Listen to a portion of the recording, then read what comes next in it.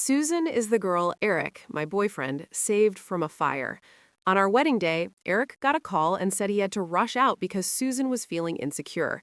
I tried to hold back my tears, begging him to come back, but he just sent me an impatient voice message. "Why are you being so difficult? She just got out of a dangerous situation." This wasn't the first time he had left me for Susan. Feeling heartbroken, I called off the wedding and left with my luggage. Later, when I kissed Ken, Eric regretted his actions. He was desperate for me to come back. Today was supposed to be my wedding day with Eric. I couldn't sleep all night from nerves. After dating for 5 years, we were finally getting married. Eric had his arm around me as we toasted, and later he helped me back to our room. Soon, we were supposed to make our speeches, but then Eric let go of my hand to answer a call by the window. I watched him unconsciously smile, and a pang of jealousy hit me. After the call, he quickly removed his boutonniere and untied his tie. "I have something to do. Let's postpone the wedding," he said. "Eric!" I called out, tears in my eyes. He just frowned, tossing his suit jacket onto the table. "Susan's crying again. I need to be with her. She's insecure, you know?" And with that, Eric hurried out, leaving me alone in the lounge. I clutched my wedding dress, stunned. Susan had been the girl Eric saved from a fire just a month ago. Back then, he hadn't quit his job yet, and that had been his last rescue mission. I remember seeing him carry her delicate form in his arms, full of admiration and compassion. But after that, Eric kept getting calls from Susan whenever we were together. Her trembling voice, her sobs. "Eric, I have nightmares again. I'm so scared." He would send me home and rush to be with her. I questioned him, and he assured me, "I saved Susan from the fire. It's normal to feel some responsibility. She leans on me, but it's temporary. Once she gets better, I won't be seeing her anymore." I didn't want to let go of our 5-year relationship, from college to our working lives, but this time Eric had left me on our wedding day for Susan. I was devastated. I called him repeatedly, my voice breaking, but he didn't answer. Later, he sent a frustrated voice message. "Why are you being so unreasonable? She just got out of a dangerous situation. It's been almost a month. Why hasn't she seen a doctor if she's that distressed?" I couldn't understand why my boyfriend kept indulging her. After staying silent for a long time, I sent a hoarse voice message. "Let's break up." Eric didn't respond. I swallowed my heartbreak and went to announce that the wedding was off. His parents looked embarrassed, but I couldn't worry about them. My mom, Emma, came to ask what had happened, and I explained everything, asking her to handle Eric's parents. From the lounge, I overheard Eric's mom arguing with him over the phone. "Break up if you want, but you don't have to baby Lucy." "Eric and Dad, stop. I have things to do. Bye." The wedding ended in failure. Looking at the bewildered faces of our departing guests, I hid my face in embarrassment, tears dripping through my fingers. After a long while, I wiped my tears and returned to the apartment Eric and I had shared since graduation.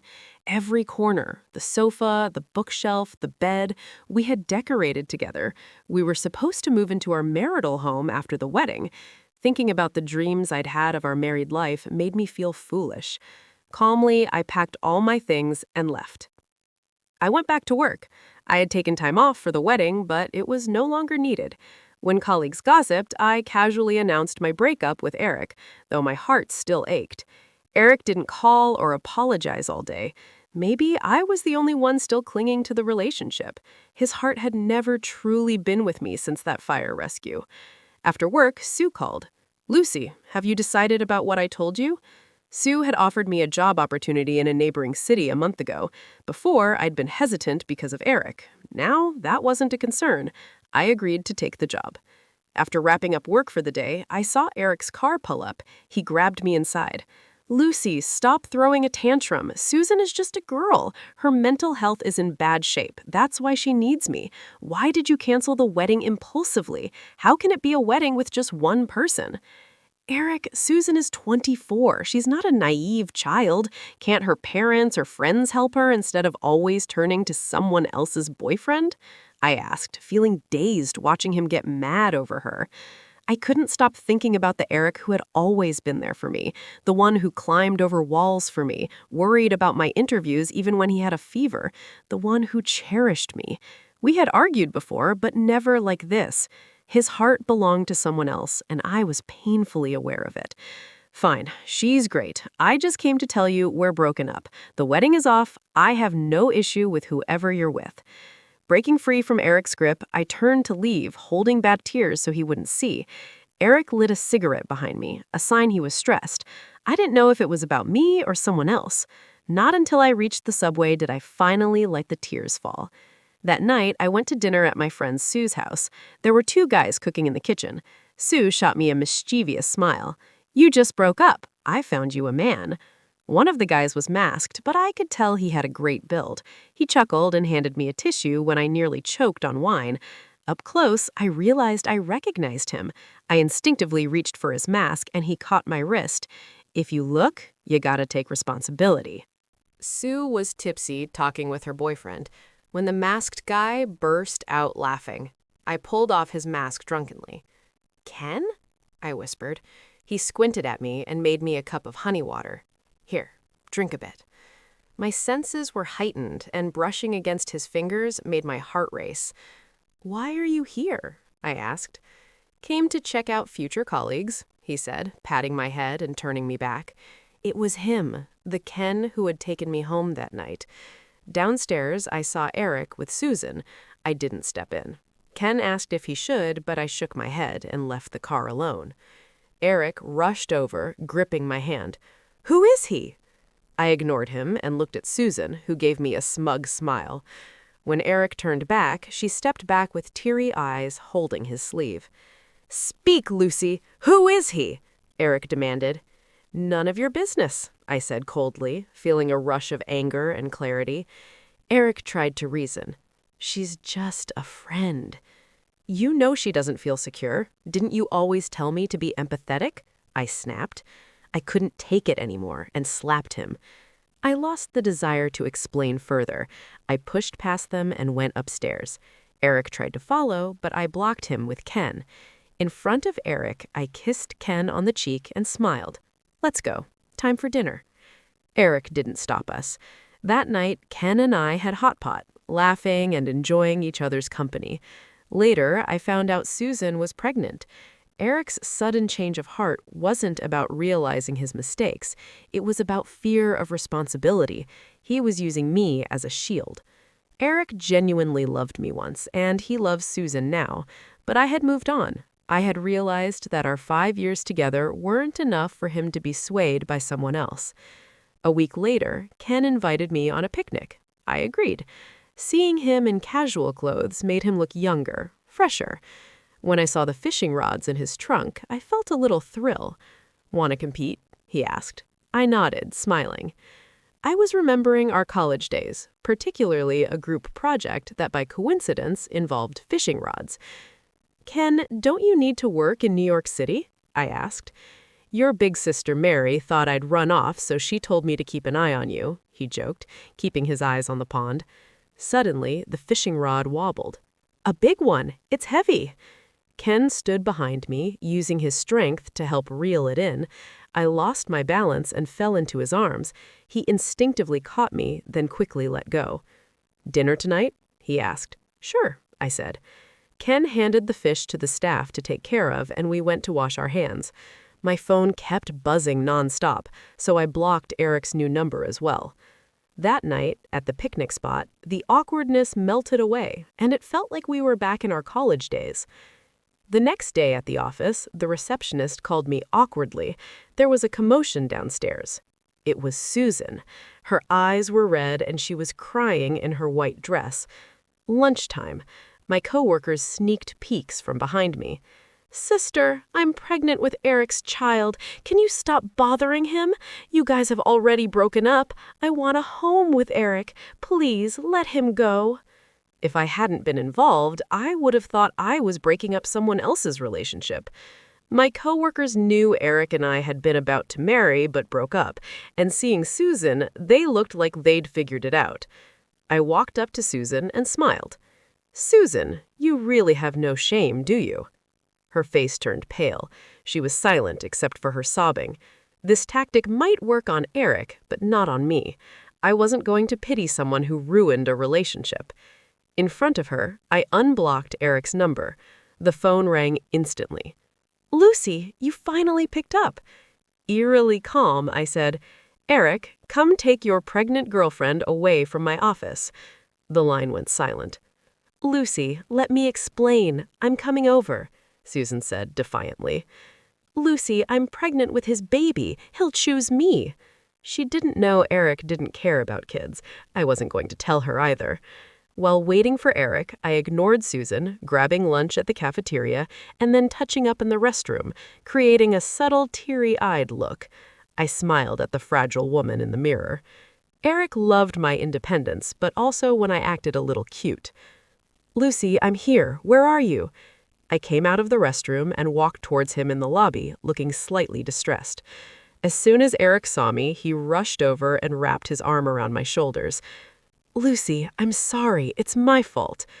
I didn't want his hug. Eric noticed and quietly dropped his arm, looking at me. "Let's talk outside," he suggested. At the cafe, I looked at him calmly. "Susan is pregnant. She caused a scene at work. Is she trying to throw mud at me?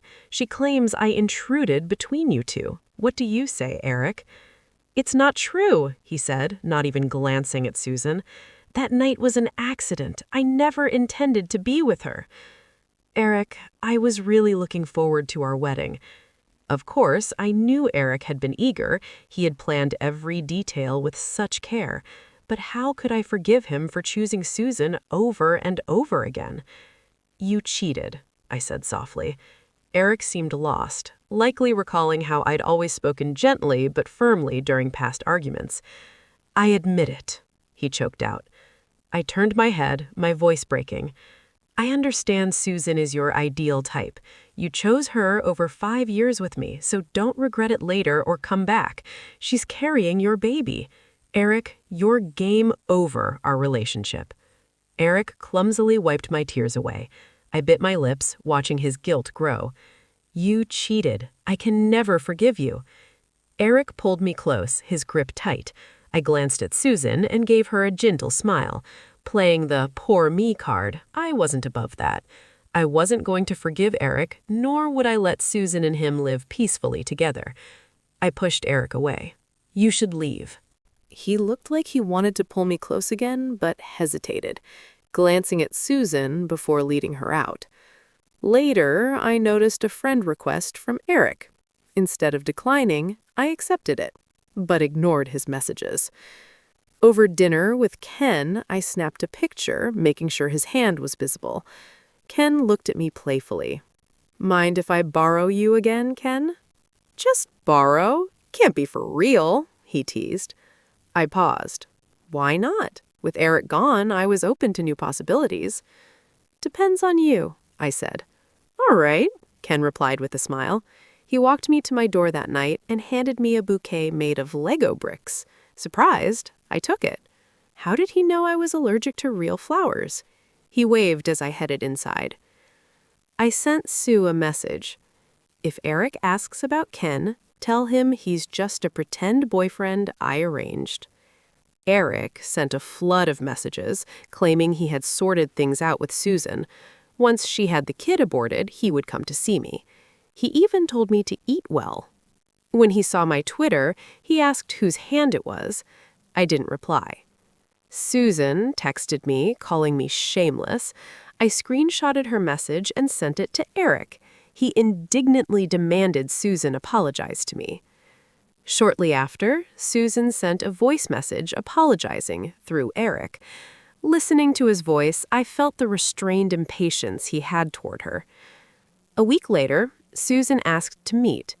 "Lucy, I've thought it through. I know I was wrong and I'm leaving Eric. But before that, can I see you one last time?" I immediately knew she was up to something, but agreed anyway. I was moving to New York for work in a week and wanted to see what she'd do before I left. We met at a cafe. Susan was holding her belly, looking fragile. "What do you want to say to me?" she asked. She tossed photos from her bag onto the table. "Although I'm breaking up with Eric, he really likes me," she said. Her tactics were disgusting. The photos showed Eric close to her. the night they had been together. Why show me the photos now? I realized her plan instantly. With gritted teeth, I slammed her into the corner of the table. She collapsed, clutching her belly, face pale yet triumphant. Sis, if Eric finds out you killed his child, what do you think he'll do? I calmly squatted beside her. Don't you know Eric doesn't like kids at all? Mid-sentence, I slapped her twice, hard, my voice rising just a little. Susan, why hit yourself? Quick, call an ambulance. I personally called. Eric rushed over soon after, worried for me, but I pretended to be scared witless. Susan was awake by the time she got to the hospital. Her eyes widened and quickly filled with tears.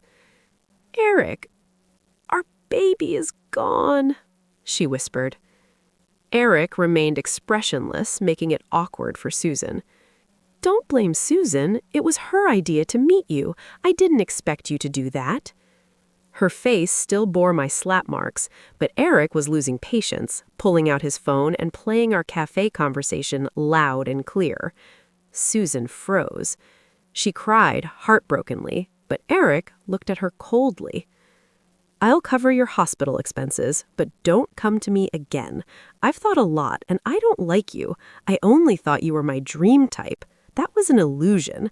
I only love Lucy. Eric took my hand, leading me out of the hospital and into the car. Lucy, can you give me another chance, please? He asked. I shook my head. I already have a boyfriend. He looked desperate, holding my hand. Lucy, I know you're still upset. The boyfriend is just an excuse. It's my fault for making you angry. Please, try not to hate me. I agreed, but I wasn't going to forgive him. I gave him hope for reconciliation, but it was all a lie. During this time, Eric kept trying to win me over, cooking for me, waiting downstairs to pick me up, buying gifts, but I didn't accept any. I was with Ken. Eric firmly believed I was using Ken to avoid him, which only made him more determined. Until the night before I left, I officially accepted Ken's confession. That night, we had some drinks, and the driver dropped us off at my apartment. After he left, I watched Ken button down a couple, lost in thought. I reached out, touching his Adam's apple. He held my waist, lifting me up against the car. I held onto his neck and kissed him. Ken turned his head, kissing me back.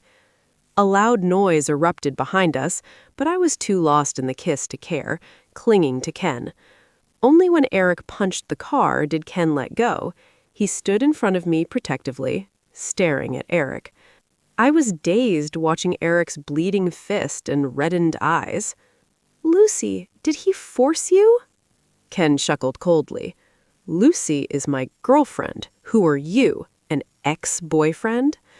I steadied myself on Ken's arm and spoke calmly. Eric, why are you here? Didn't we break up? Isn't this guy just pretending to be your boyfriend? Why was he kissing you? I'm done with Susan. Eric pleaded desperately, tears in his eyes. Lucy, can we get back together? I stepped forward, Ken holding my wrist tightly. I comforted him with a kiss before looking at Eric, whose face was strained with tension. I can't like someone who cheats. Eric trembled, repeating himself. I know I was wrong. I'm not dirty. Please forgive me. I really miss you. Whenever I lie in bed, all I think about is you. You can hit me or yell at me. Just don't leave me. I shook my head calmly. Eric misread my gesture, thinking I was sympathizing when I reached for his hand, but when I slipped off our wedding ring, panic flashed across his face as he gripped my hand tightly. Ken gritted his teeth and pried Eric's fingers away, keeping him from touching me. I placed the wedding ring carefully into Eric's pocket. Eric, we're really done. After that, I led Ken upstairs. Eric stood frozen at the door, unwilling to leave. Ken spoke coldly. Feeling sorry for him? I handed Ken a fresh set of pajamas, nudging him toward the shower. Why are you jealous? I teased as he stood at the bathroom door. Ken stared at me, pinning me gently against the wall, and kissed me for a long moment before finally heading to shower. I glanced out the window. Eric still hadn't left. Let him be. Ken emerged without a shirt. I shielded my eyes, teasing, "Why aren't you wearing the clothes I gave you?" "It's wet, uncomfortable," he laughed. Watching his toned muscles, I was surprised. I hadn't thought he worked out much. He took my hand and placed it on his abs. "I remember the way you looked at me last time. Lucy, who's better, me or Eric?" "You. You're the best," I admitted, blushing and pushing him away as I went to shower. That night, Ken hugged me to sleep, but nothing happened between us. The next day at noon, we boarded a plane together. He had already set up our apartment in New York. As soon as I turned on my phone, there was a message from Eric. "Lucy, you're not at the company. Where did you go? They said you quit. Can you come back?" I didn't reply. I told him I quit. His chat bubble flickered multiple times, but no new message came. I put down my phone, changed clothes, and snuggled into the blankets. Ken emerged from the shower and pinned me under him on the bed. "Is the bed soft?" he asked. I nodded. "Want to try it out?" His voice was husky. We spent the whole day messing around. Ken even fed me dinner that evening. I glared at him, and he just laughed. 2 days later, we went back to work. I adapted well to the new place. We didn't work in the same office, and it was nice to have some space. Our relationship wasn't public yet. One day, Ken was picking me up for dinner when we saw a junior colleague holding flowers, about to confess to me.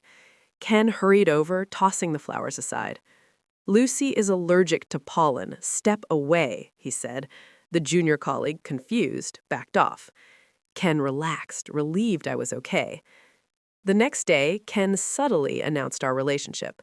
As soon as we got home, he couldn't wait to loosen his tie.